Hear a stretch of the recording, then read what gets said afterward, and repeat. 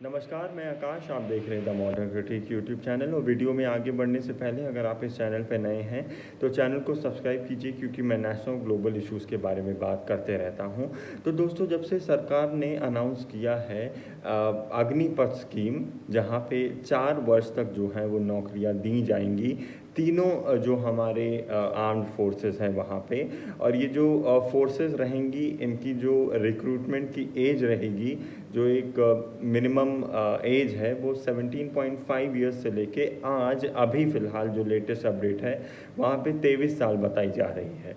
इसको लेके जो हिंसा है वो इतनी भयंकर रूप में जो है वो हर जगह आपको देखने मिली है, चाहे वो एमपी हो, हरियाणा हो, तेलंगाना हो, और मेजरली बिहार जो है, जो कि देश का सबसे पिछड़ा राज्य है। अनफॉर्चुनेटली बहुत लोग शायद ही इस पे ऑफेंड लेंगे, लेकिन ये एक सच बात है कि देश में सबसे ज़्यादा बेरोज़गारी, सबसे ज़्यादा पॉवर्टी जो है वो बिहार में देखने मिल रही है।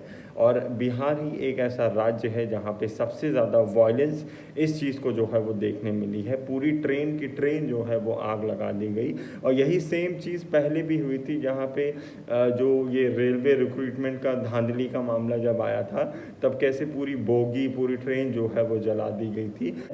और हैरानी की बात यह है कि जो ऑपोजिशन है, यानी जो ऑपोजिशन का काम कर रही है, उनमें से किसी भी पार्टी ने अभी तक जो है वो कंडेम नहीं किया उस हिंसा को लेके, जो इतनी भयानक रूप से जो है वो बढ़ती जा रही है। आप कोई ट्वीट नहीं देखेंगे, सब जो है वो सरकार को फॉल्ट जो है वो कराने में लगी हुई है। और हैरानी की बात तो ये है कि अभी सिर्फ 2 दिन हुए हैं, अभी सिर्फ इस स्कीम को अनाउंस हुए सिर्फ 2 दिन हुए हैं, अभी इम्प्लीमेंट भी नहीं होगा। अभी बहुत सारी पॉलिसीज़, बहुत सारी अपडेट्स जो हैं वो आना बाकी है। और ये प्रोटेस्ट ऐसा लगता है कि हज़ारवें दिन पे पहुंच गया।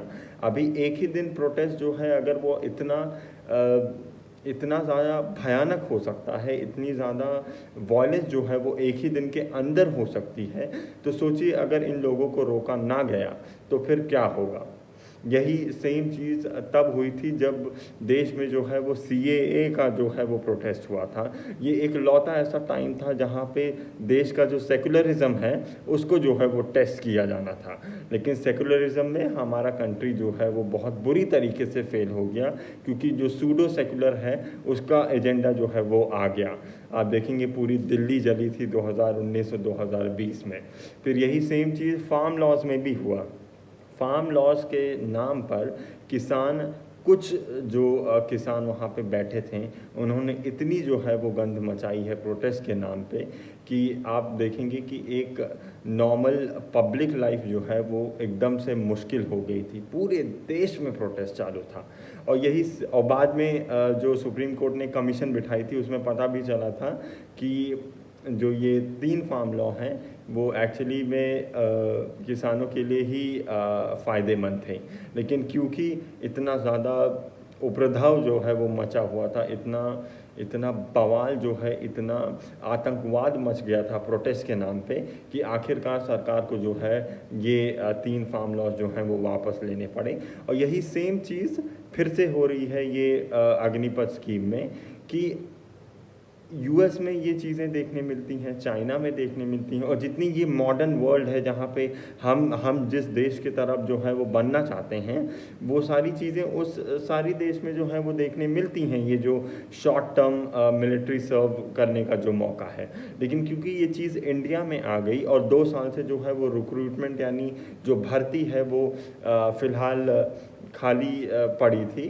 तो इसके तहत जब सरकार ने एक मेजर कदम उठा लिया और 2 दिन ही हुए, तब से अभी तक इतना बवाल जो है वो मच चुका है।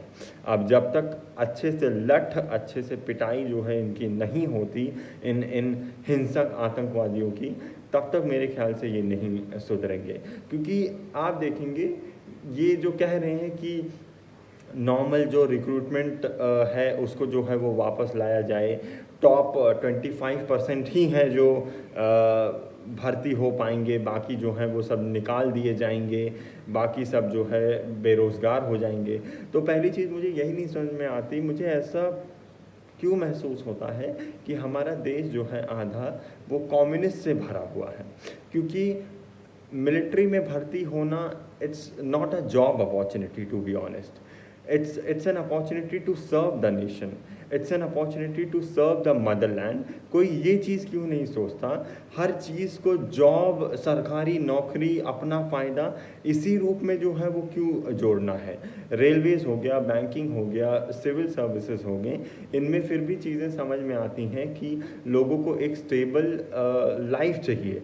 लेकिन जहाँ बात आती है हमारे डिफेंस सिस्टम की, तो ऐसा क्यों हो जाता है कि उसमें भी जो है वो नौकरी और बीइंग सेफ और ये सारी चीज़ें जो हैं वो आ जाती है। ऐसा क्यों नहीं होता कि अब ज़्यादातर लोग जो हैं उनको मौका मिलेगा देश को जो है वो सर्व करने में।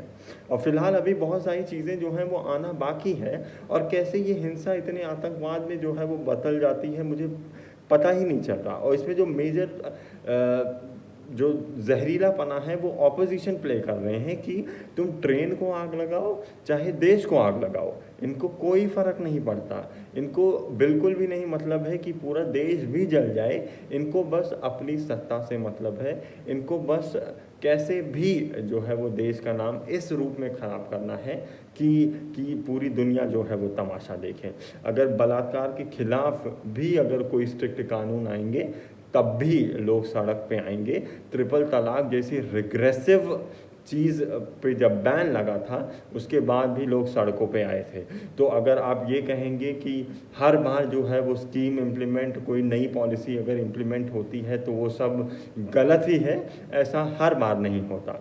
और जब तक मैंने जैसा कहा कि जब तक ये हिंसक आतंकवादी, जब तक इनको जेल के अंदर बंद करके दो लठ नहीं पड़ेगी, तब तक ये आतंकवादी जो है वो ऐसे ही फिरते रहेंगे। पूरे देश को जिन्होंने आग लगाई है प्रोटेस्ट के नाम पर, जो कल को भारत माता की सेवा करने वाले हैं, क्या आपको लगता है ये वाकई में भारत माता की सेवा करेंगे?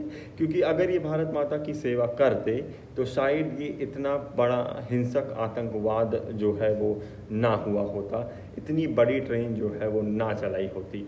जो देश से प्यार करते हैं वो ऐसी गद्दारी जो है वो कभी कर ही नहीं सकते। और ये जो हैं वो देश के नौजवान, ये जो हैं वो अपकमिंग इंडियन आर्म फोर्सेस का हिस्सा जो है वो शायद हैं ही नहीं। ये हिंसक भक्षी, नरभक्षी जानवर हैं जो ऐसा कर रहे हैं।